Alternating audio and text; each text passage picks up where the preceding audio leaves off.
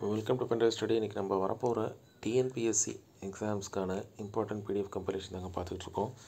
General studies previous year question 8082 question இருக்குது.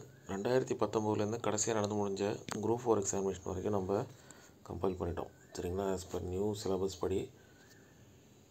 இதை தவிர்த்து நம்மக்கிட்ட mental ability previous year question topic wise, பொதுத்தமிழ் previous year question topic wise, current affairs topic wise, general English topic wise,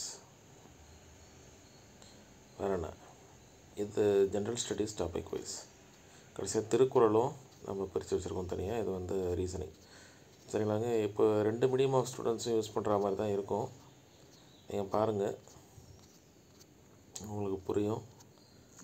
அதே மாதிரி இது 2 இதாக இருக்கும். ஒன்று சப்ஜெக்ட் வைஸு, இன்னொன்று டாபிக் வைஸ் இருக்கும். சப்ஜெக்ட் வைஸ் இருக்கிறத நீங்கள் ரிவிஷன் பர்பஸ்க்கும், டாபிக் வைஸ் இருக்கிறத எதுக்கும் ப்ரிப்பேர் இனிஷியலாக நோட்ஸ் எடுக்கிறதுக்கும் பயன்படுத்திக்கோங்க. சரிங்களா? we will meet in next class. Thank you.